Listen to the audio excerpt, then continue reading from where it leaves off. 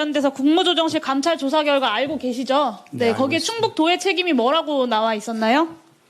뭐 여러 가지가 지적이 된 걸로 알고 있고 공무원들이 지적을 받은 걸로 알고 네, 있습니다. 정말 모르고 계시는군요.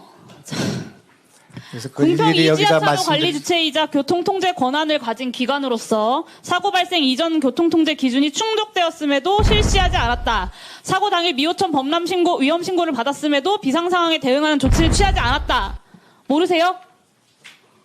다 그것이 검찰 수사의 과정이 있기 때문에. 아니 국무조정실에서 발표한 거라고요. 근데 이거 모르시냐고요. 이게 무슨 검찰 수사와 무슨 상관이에요? 국무조정실의 그 조사가 다 완결된 것이 묻겠습니다. 아니고. 궁평 또 이지하차도 우리 몇 번 지방도죠? 공무원들의 진술이 엇갈린 증인! 부분이 많이 있기 때문에 그렇게. 묻는 말에 의원님- 대답하세요.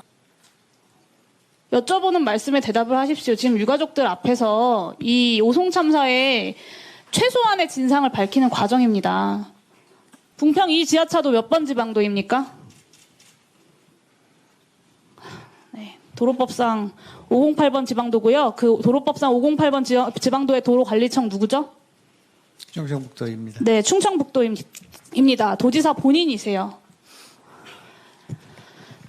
오송 참사 3일 후에 충북도가 언론에 직접 공개한 자료인데요. 4시 10분 금강홍수 통제소가 미호청교 홍수경보 발령. 그리고 이게 어떤 의미냐면 30%만 더 차면 미호강 넘치는 재난위기라고 76개 기관에 이때 통보를 했습니다. 당연히 충북도도 통보를 받았고요. 그리고 6분 전에 이미 해안부가 NDMS로 같은 내용을 통보를 해줬습니다. 6시 30분에 그 관할 소방서인 청주 서부소방서에서 부분적으로 그 부분 통제단까지 선제적으로 가동을 했어요. 도에서 배포한 자료니까 맞죠? 여기에도 오류가 있나요?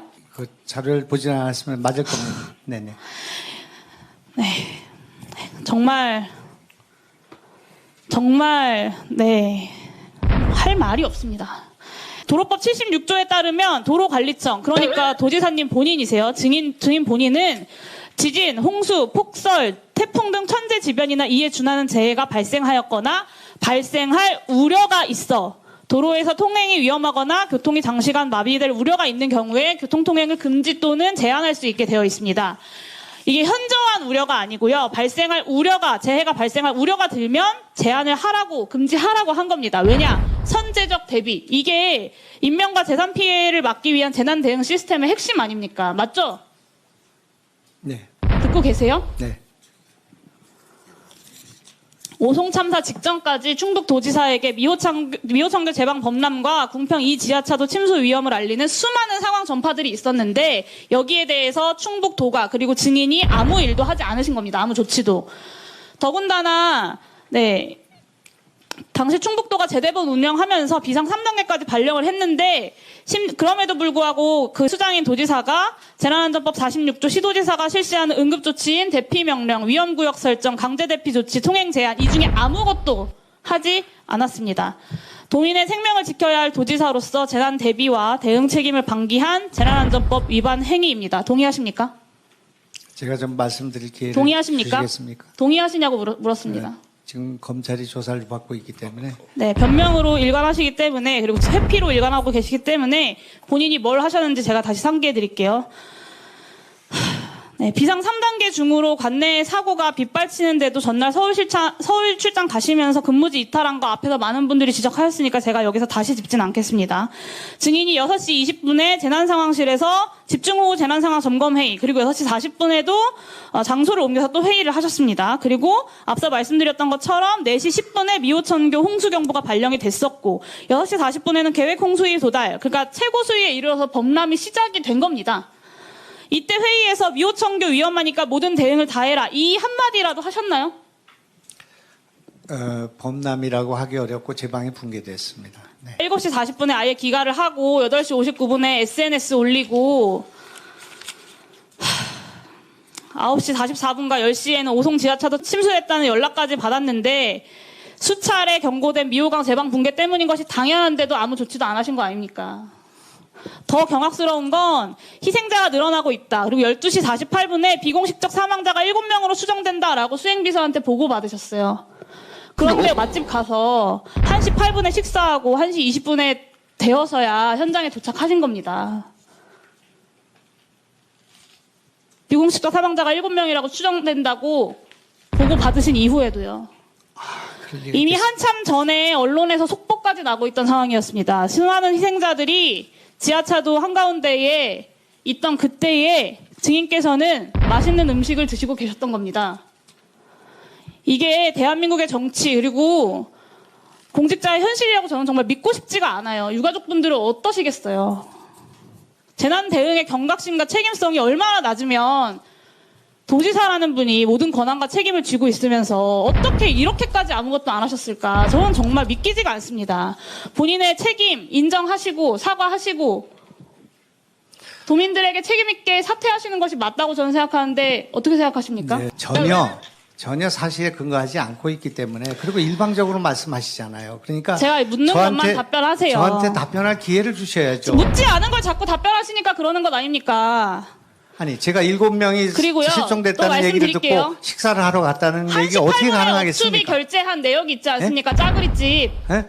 지금이라도 기회를 드릴 테니까 오송 참사 관련돼서 언론에 고발한 것들 다 취하하시고 진심 어린 태도로 본인의 법적인 위반과 부족한 내용들 인정하고 유가족들 피해자들께 사과하시겠습니까? 저는 이제 유가족들과 도민들에게는 사과를 무수히 했고요. 저도 책임에 일단 막중한 책임을 느낀다는 말씀 드렸습니다만은 의원님이 그렇게 일방적으로 지금 주장하는 내용을 제가 용인하기가 어렵다 그런 말씀입니다. 저도 국회에 있어 봤지만 이렇게 무지막지하게 그 사실 자체를 왜곡시켜서 이 사태에 대한 본질을 왜곡할 수 있는 그런 내용들이 국회에서 논의되고 이게 속기록에 남게 되고 이게 검찰 수사에 영향을 주고 또 우리 도의 공무원들이 지금 많은 분들이 지금 수사를 받고 있습니다. 그렇기 때문에 이 문제는 객관적으로 다뤄야 될 문제 사안들이 굉장히 많이 있는 거 아니겠습니까? 그렇기 때문에 이렇게 일방적인 주장을 하고 이를테면 7명이 실종된 걸 알면서 식사를 버젓이 하고 현장에 가지 않는 도지사가 어디 있겠습니까? 7명이 실종됐는데도 불구하고 오송을 가지 않고 버젓이 식사를 했다. 이렇게 말씀하시는 거는 전혀 내용이 다른 것이다. 그런 말입니다.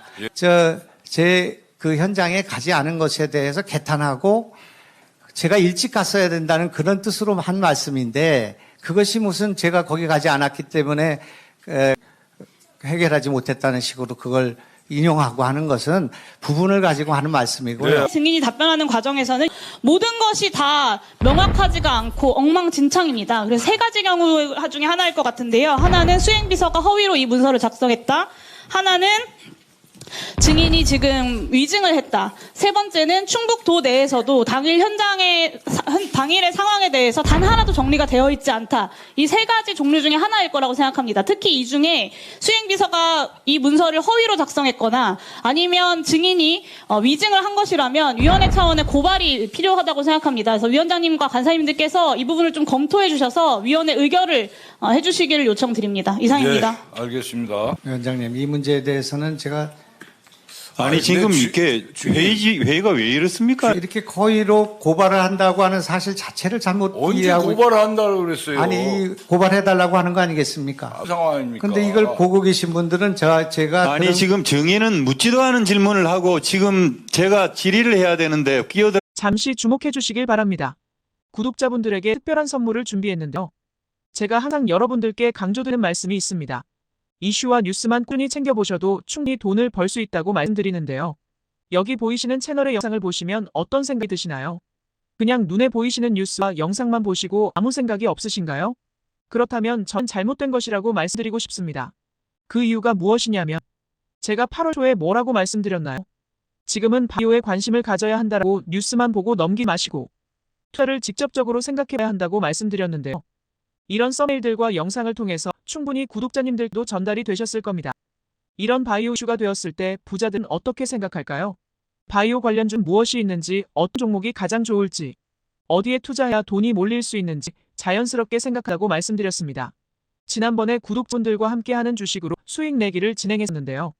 100% 무료로 진행을 했고 이 사진을 보시면 알겠지만 구독이라는 문자 메시지를 남겨주신 모든 시청자분들께 이렇게 바이오 관련주 중에 가장 급등할 확률이 높은 한 종목을 드렸습니다.